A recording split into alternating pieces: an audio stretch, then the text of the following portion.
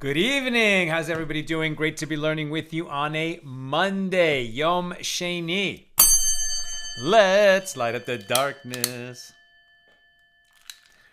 Who's in the house on a Monday night? Excuse me. Joe in the Inland Empire. Paul in the Great Northwest, Bell in Florida, Shendor in the Bronx, Sharon in New Jersey. Bill, shalom from Missouri. Been a long day. Looking forward to unwinding with some Talmud. You are a scholar. When you just find it relaxing to learn some Talmud, you got a big sechel, a big brain. Abba from Brooklyn, Melissa in Great Neck, Mickey, shalom brother Mickey, and Aoife in Florida, Ella's in the house. Welcome everybody. Let's do this. Our daf today is page 46, Mem Vav, here in Tractate Bava Metzia, the 22nd volume of the Talmud. We're continuing our discussion of Mishnah number 1 here in chapter 4. And what we're basically getting at is something we've talked about many times, and now we're getting, more into the nitty-gritty of it. Of what is a kinyan, right? What is acquisition? So that when two people are making a deal, they're having a transaction, when can we say that the transaction has been effected? Now, why does the formal act of acquisition, the kinyan, why is that important? Because as we've seen, and for several reasons, that money, the transfer of money, does not affect the transaction. And today we're really going to understand why that is. So when you're paying money for some movable object, when the money is handed over, morally, the deal should be done. The seller should not back out of it. But we don't consider that the transaction has been effected, the transaction has been finalized, shall we say, until the movable property itself changes hands, right? And when does it change hands? When the buyer takes possession of it, when he makes that formal act of acquisition.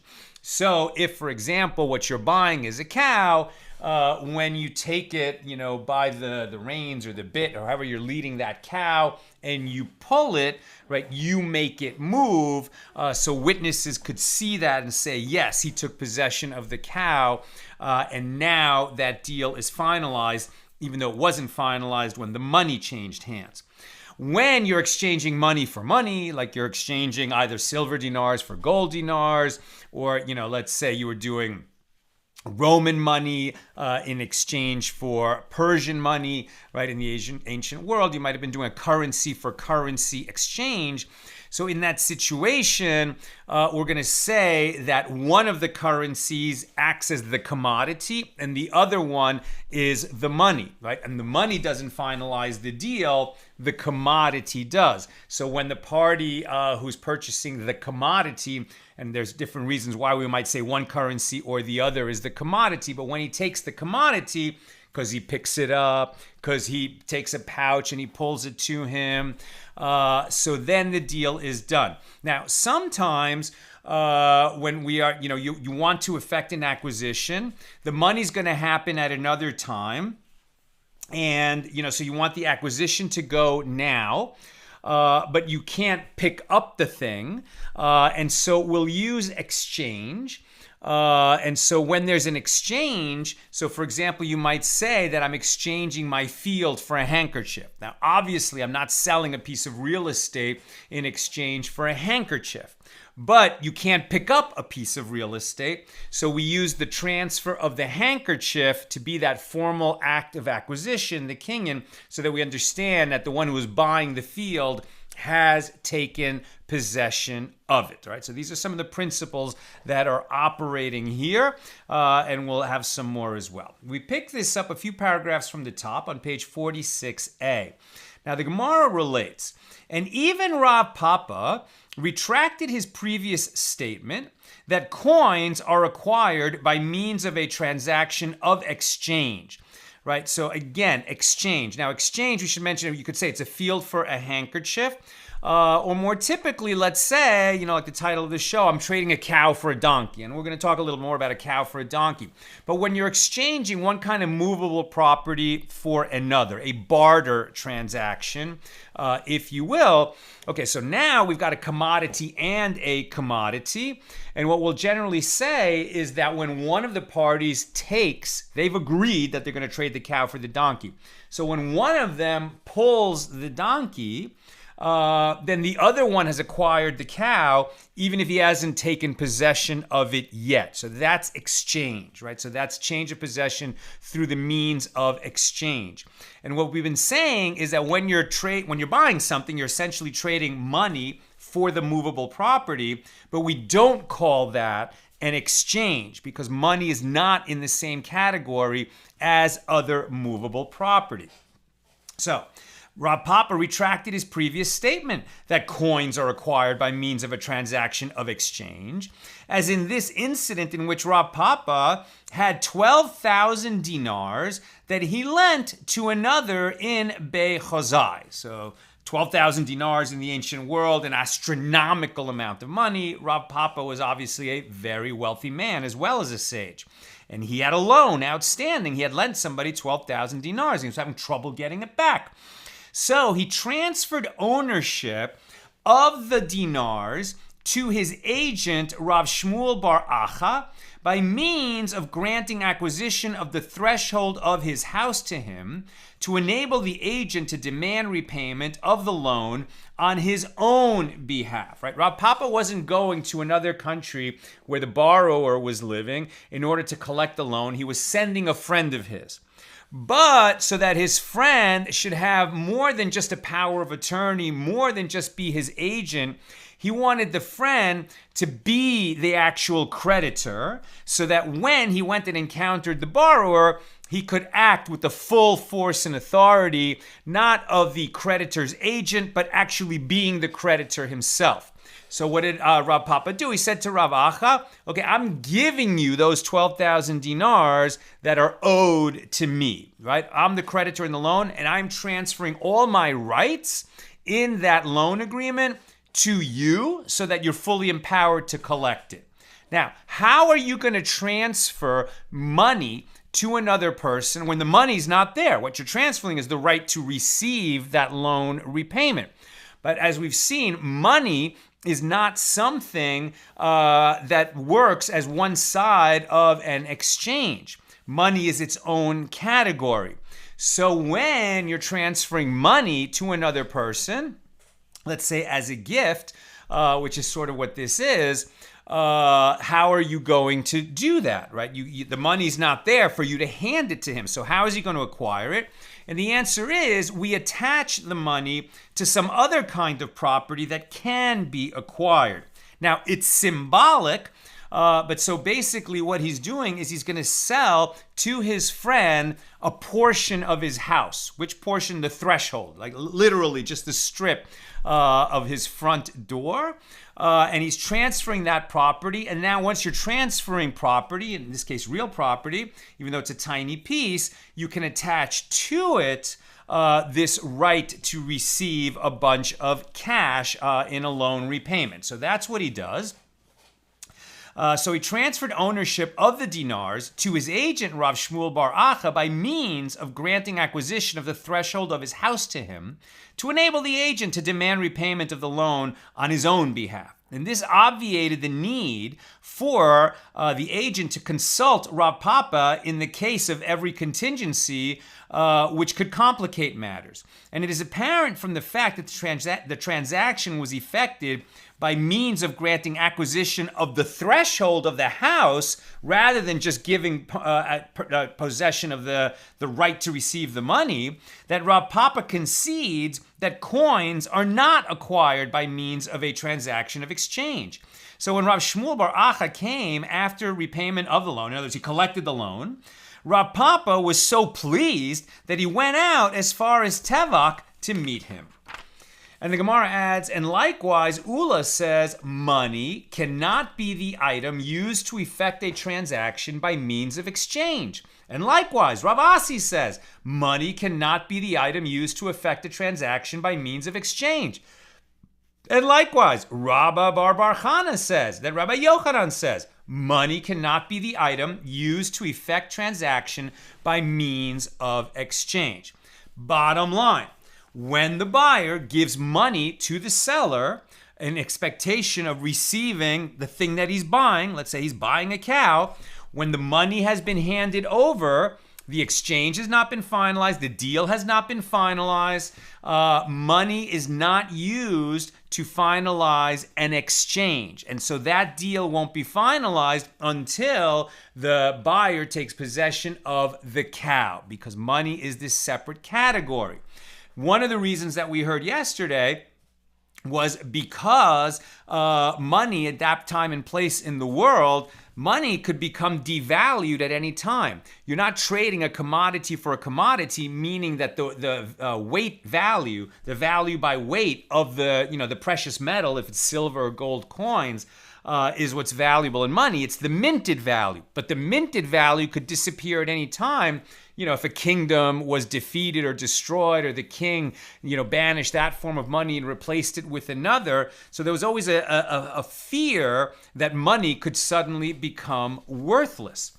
Now, Rabbi Abba raised an objection to the opinion of Ula from a Baraisa.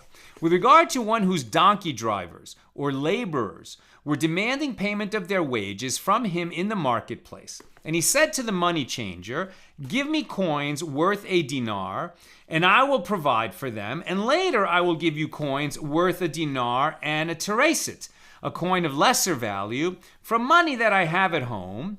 Then, if he has money at home at the time, it is permitted, as it is not considered a loan, and therefore the additional payment is not interest. But if he does not have money at home at that time, then it is a loan, and the additional payment is forbidden as interest. And if it enters your mind that money cannot be the item used to effect a transaction by means of exchange, then even in a case where the employer had money at home, since the money changer does not acquire the employer's money that's in his house by means of exchange, well, then it is a loan, and the additional payment is forbidden as interest. And Ula was silent. He didn't know how to answer. Right? Remember, one Jew cannot lend money to another Jew and then get repaid with extra money, because that's the prohibited usury, right? Charging interest to another Jew.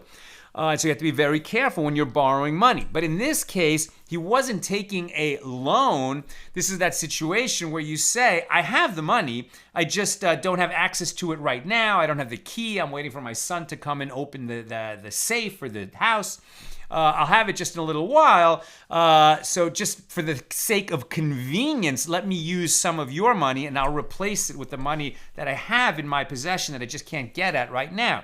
And that is permitted. Now, in this case, where we're talking about, well, how can you say that money is not being used as an exchange if you're saying, let me use some money now, and you are going to have the right to get the money that I have in my house? Didn't we just use money for money as an exchange? So Rabbi Abba then said the following suggestion to Ula. Perhaps the sages taught this law in a case where both these coins that are in his house and those coins that he took from the money changer are perotetot. These are small perusos that are unminted, and the legal status of both these coins and those coins is that of a commodity. It's actually not really coins. This is just a certain weight of copper. And due to that status, they are acquired by means of a transaction of exchange. Since they're not really money, we're just saying I'm going to trade you some copper now for some copper that I have at home. So Ula said to him, yes, that is the case in the Baraisa. And the language of the Baraisa is also precise, as it teaches, I will give you coins worth a dinar and a teresit. And it does not teach, I will give you an unflawed dinar and a teresit. So evidently, the Baraisa is not referring to his giving an actual dinar coin, but to other coins of lesser value that equal that value. And the Gemara affirms, learn from it that this is the case. Now, Rav Ashi said, actually it can be explained that there is no transaction by means of exchange in this case at all. It's not relevant, this idea of exchange. Rather, what happened here is it is a purchase with money, and the Tana is referring to peritotot, and nevertheless, there is no violation of the prohibition against interest. Since he has money at home, it is tantamount to saying, lend me money until my son comes or until I find the key. And that is not a loan, and the laws of interest do not apply to it. And the Gemara suggests, come in here a proof from a Mishna in Kiddushin 28a.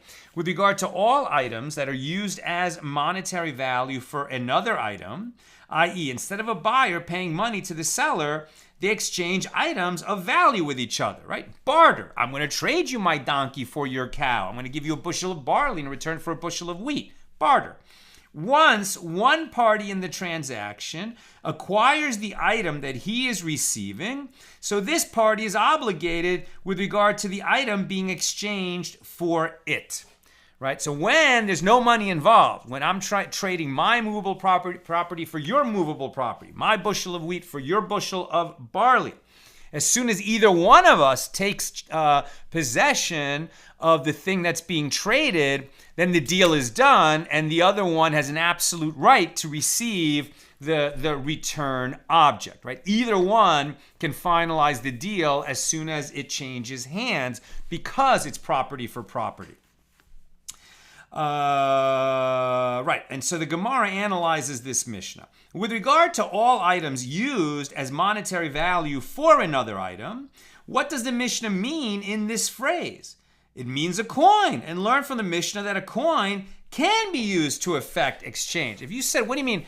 It didn't say we're trading property for property. It said property that's being used as monetary value.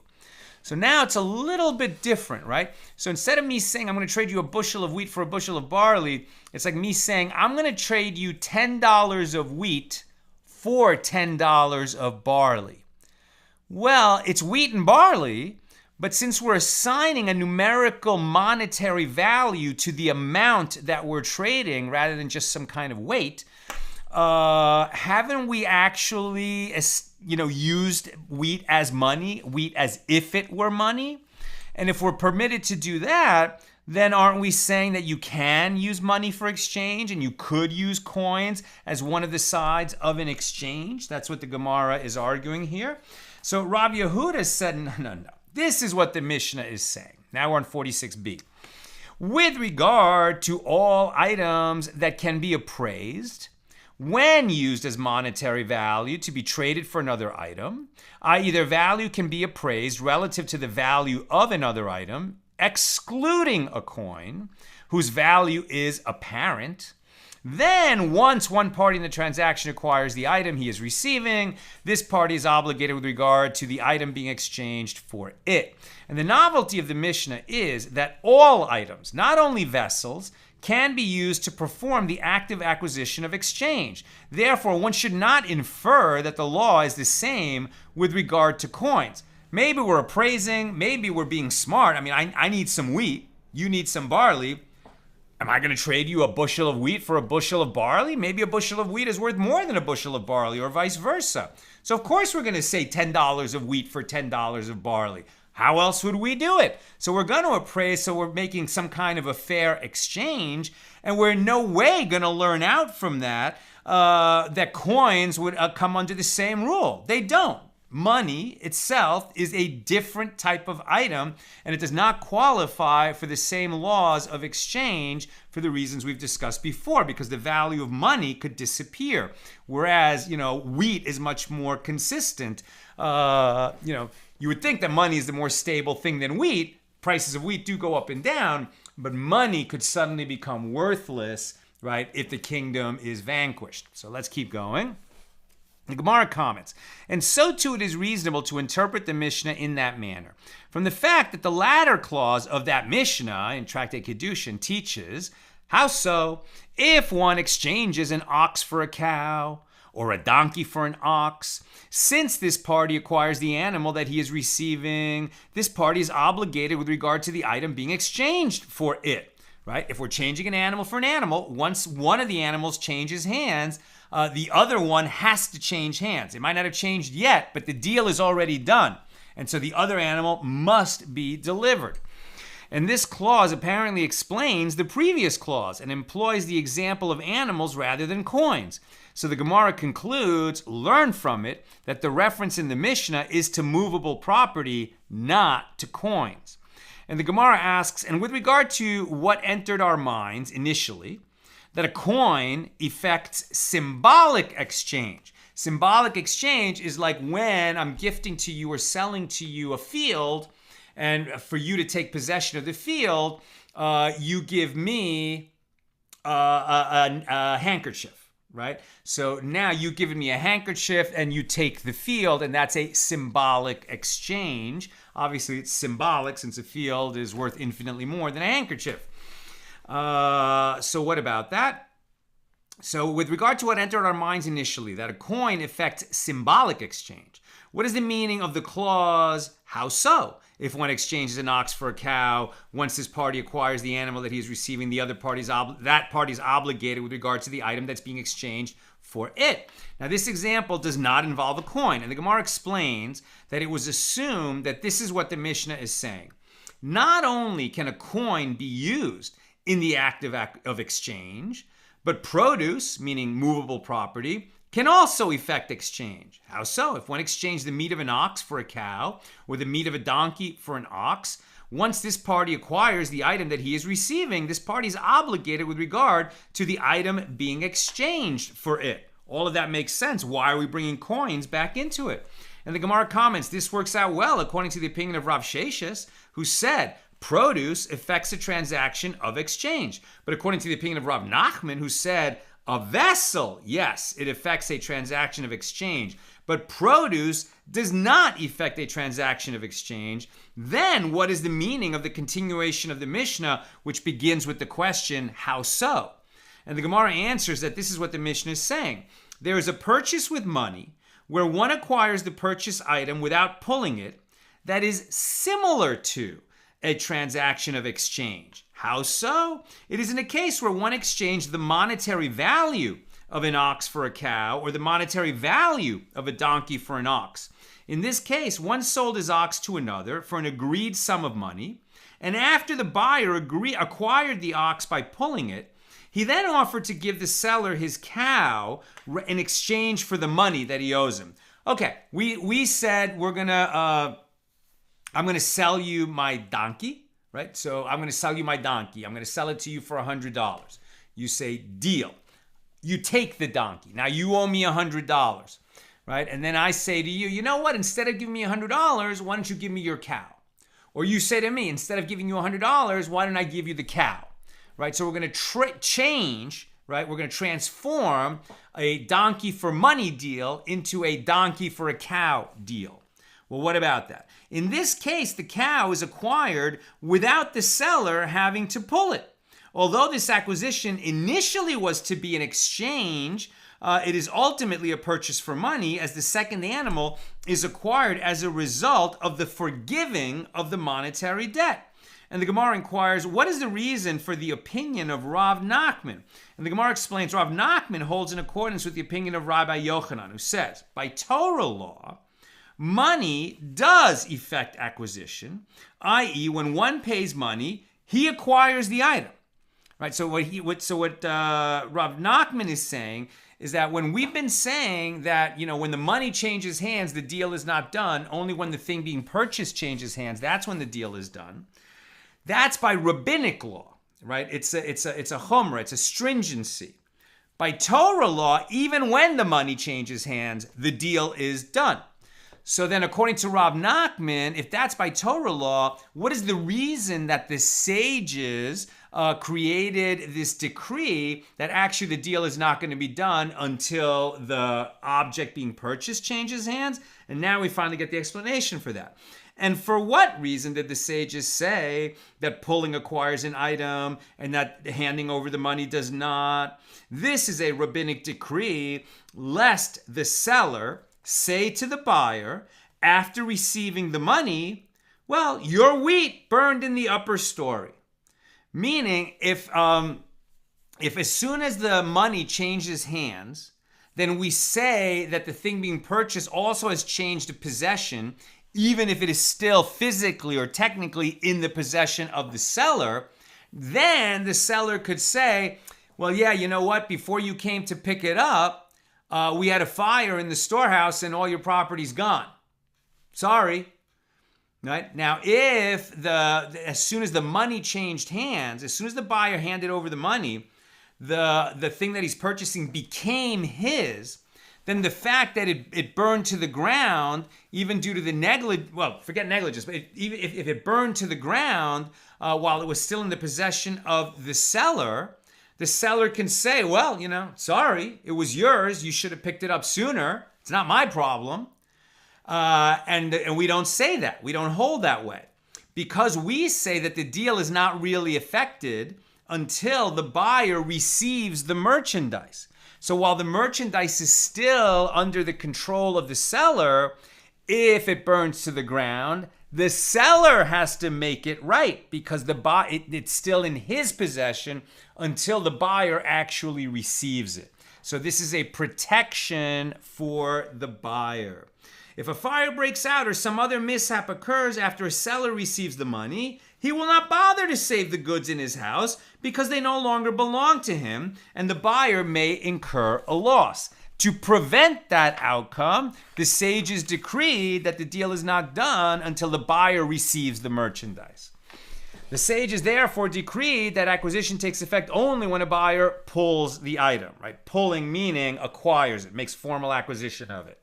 And the Mishna allows a transaction that indicates that one can effect acquisition using only money, because that case of the Mishna, as explained by Rav Nachman, is a very uncommon occurrence, where we said, I'm going to trade you a donkey for money. I take the donkey. You haven't given me the money yet. Then I say, you know what? Instead of giving me money, why don't you give me a cow?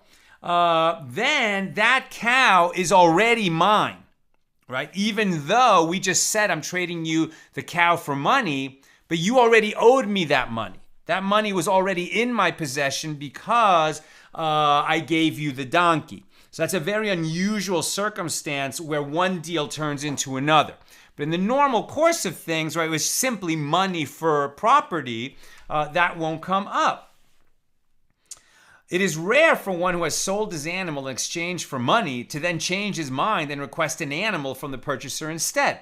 And it is only with regard to a common matter that the sages issued a decree, whereas with regard to an uncommon matter, the sages did not issue a decree. Consequently, the sages did not apply their decree to that situation described by Rav Nachman. So the Gemara asks, and how is the Mishnah explained according to the opinion of Reish Lakish, who disagrees with Rabbi Yochanan and says that pulling is explicitly stated in the Torah, meaning that you can only finalize a deal when you take control of the merchandise to the exclusion of money being handed over, meaning that the money changing hands does not finalize the deal by Torah law. As Rabbi Yochanan says, Reish Lakish says, no, by Torah law, the deal is only done when the property itself changes hands. Reish Lakish maintains that the acquisition of movable property cannot be performed with money by Torah law, and therefore there can be no distinction between common and uncommon cases. And this works out well if Reish Lakish holds in accordance with the opinion of Rav Sheshis, who says that produce affects exchange. If so, he can explain the Mishnah in accordance with the opinion of Rav Sheshis.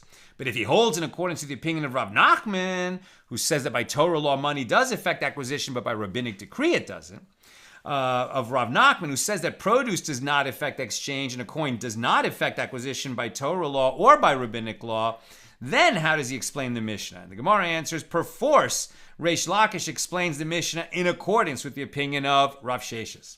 Now we learned in the Mishnah, with regard to those who exchange all forms of movable property, one for another, my donkey for your cow, okay? Those who exchange all forms of movable property, each acquires the property of the other. And Reish Lakish says the expression all forms of movable property includes even a case where they exchange a money pouch full of coins for a money pouch full of coins. What? How can you say that? We just said that coins cannot be used as exchange. When you trade money for something else, you're saying it's a money for commodity transaction. That's not exchange. That's buying and selling.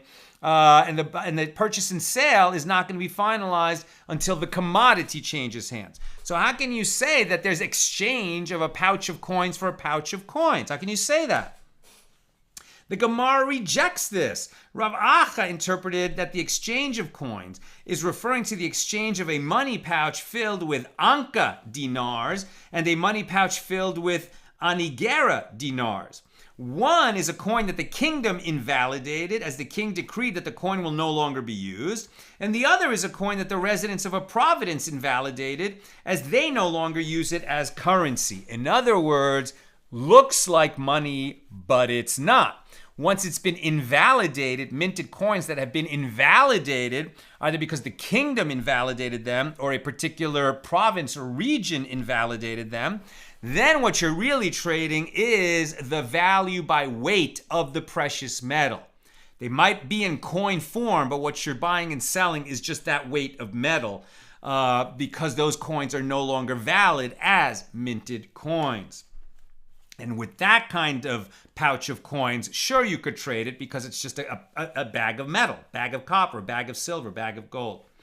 And it is necessary to teach the law in both cases, as if the Tana taught us this law only with regard to to a coin that the kingdom invalidated, I would have said that it is not a coin due to the fact that it does not circulate at all, as the king banned its use.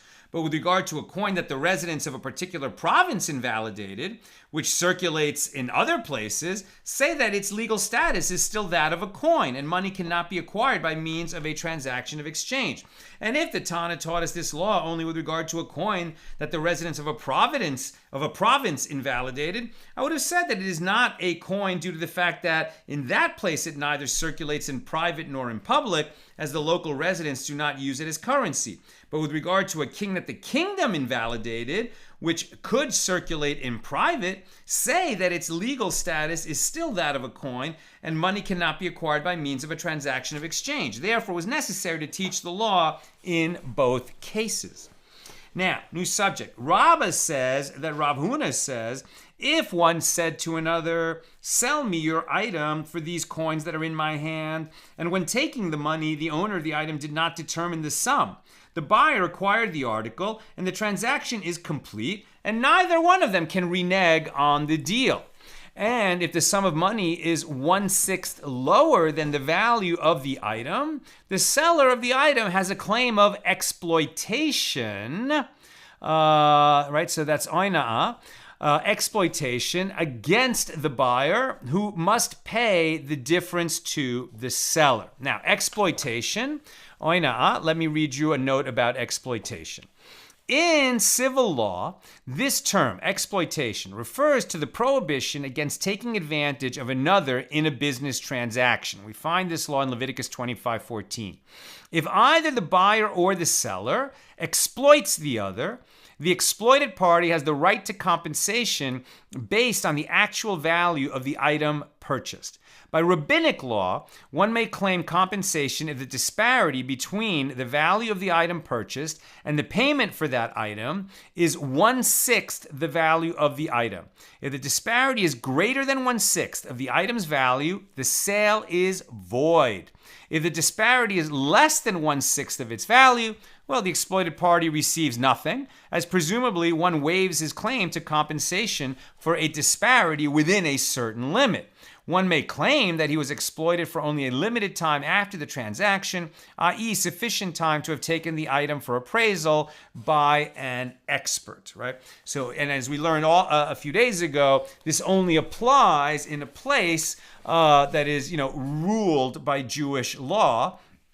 If you're in a place where it's the accepted practice that merchants can get as much money as the market will bear, for an item, well, then even Jews can participate in that market because that's just the way that marketplace works. But under Jewish law, the most profit that you can make, and that's pure profit, because you can always, get paid for your time and risk and things like that. But in terms of pure profit, you can only make 1/6 on merchandise. Now, we also said that this was in terms of, life-sustaining commodities, right? When we're talking about bread, wine, etc., but not necessarily when we're talking about gems, for example.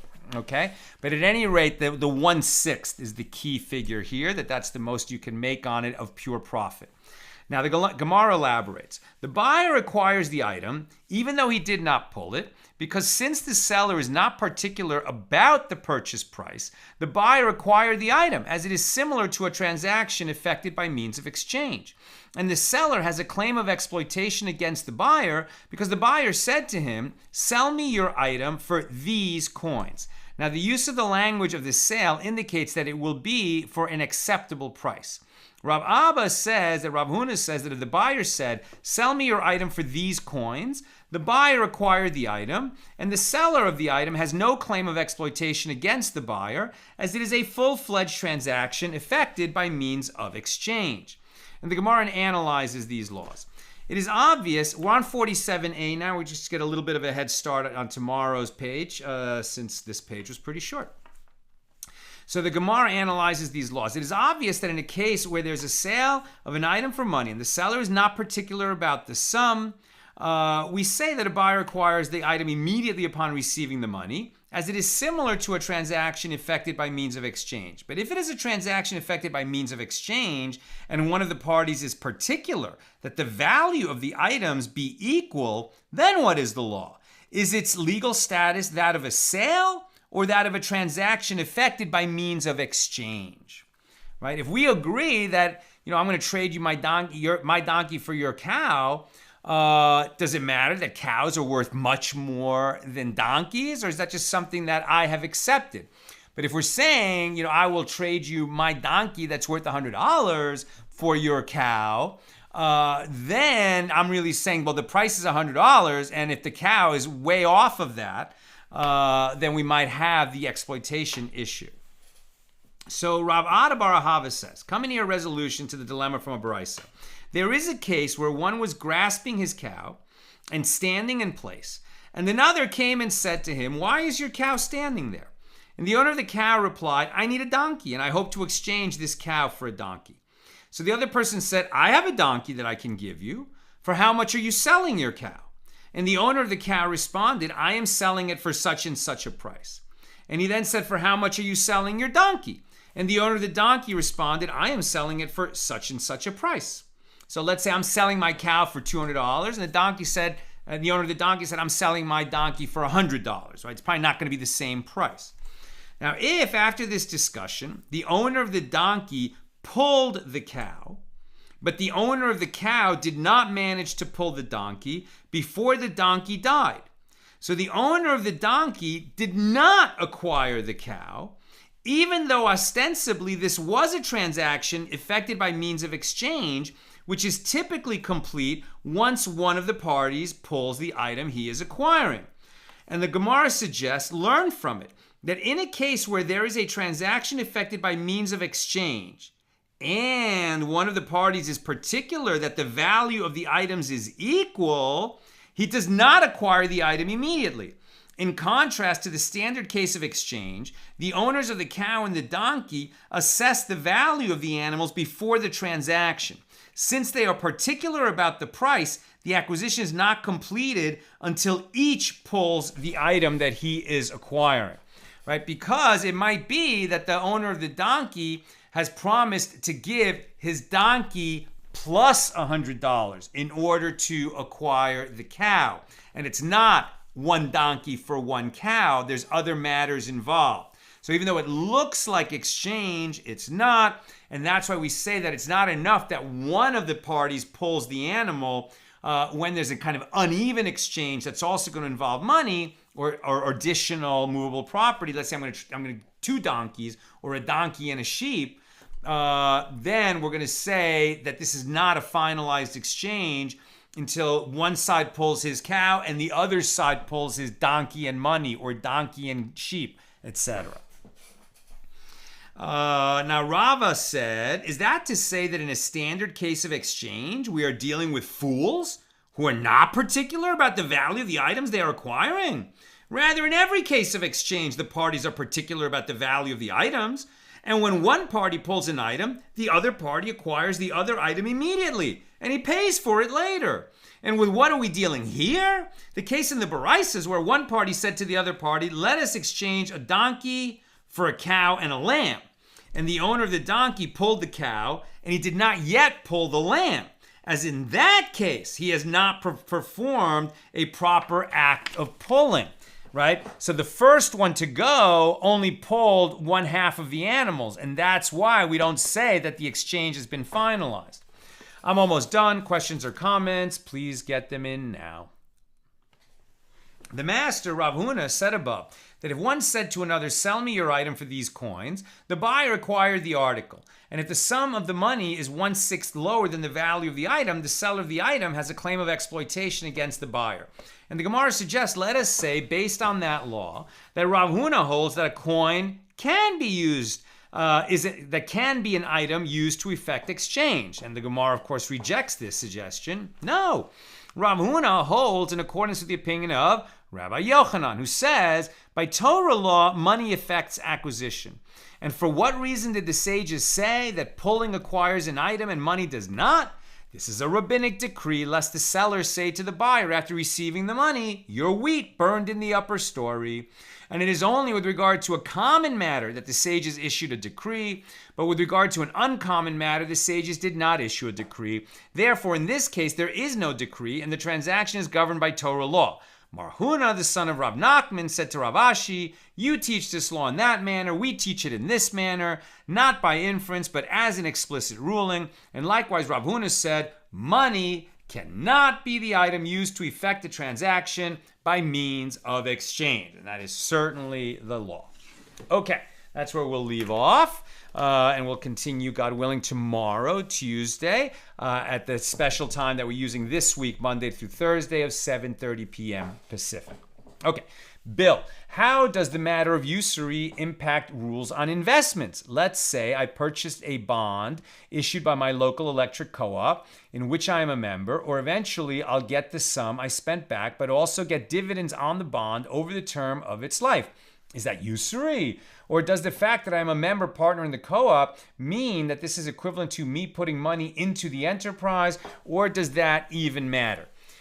So we're getting to a very technical area here, way above my pay grade. What I will say is that, there's lots of Orthodox Jewish men, Jewish businessmen and women, who enter into business deals with other Orthodox Jewish businessmen and women, that are going to take the form of debt instruments. And how is that possible? And the answer is that just like, we had the prosbul, which enabled poor people to borrow money, even at the time that the temple was standing, where all debts were canceled every 7th year in the Shemitah year, and then so that poor people couldn't borrow money. So they issued a prosbul, which meant that, you actually owe the money to the court, right? And the court is going to pay the creditor on your behalf. So it's not, it's a legal device that serves a very important purpose, right? That poor people would still be able to borrow money. So likewise, I think there's other legal devices that involve a beis din, so that, you're able to make, types of transactions that might otherwise look like interest. And what you don't do, of course, is just a simple, hey, listen, Bob, lend me $10, this week, and in 2 months I'll pay you $15. Right? It's just a straight up interest-bearing transaction.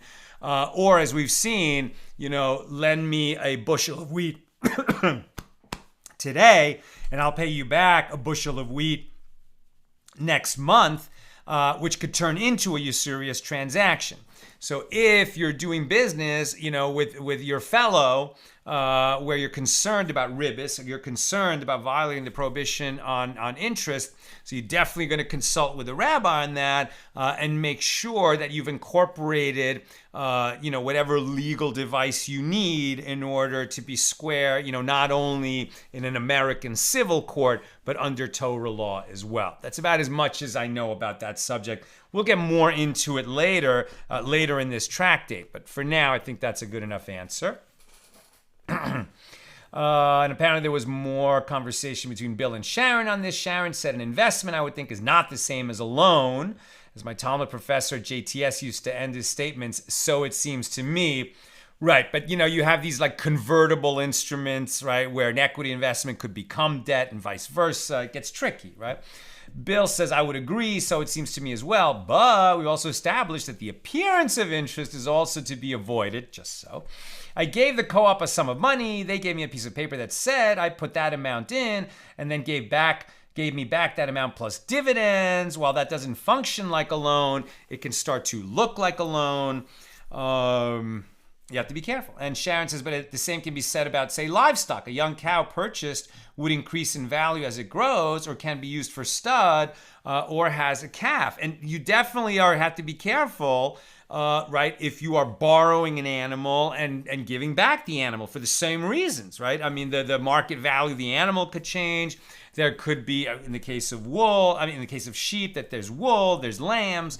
There's a lot of factors here that we need to be careful about. And finally, Bill says, isn't there a question in terms of ethics of profit beyond the law?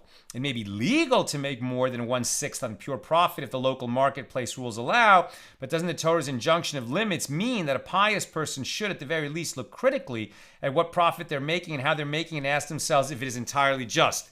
For sure.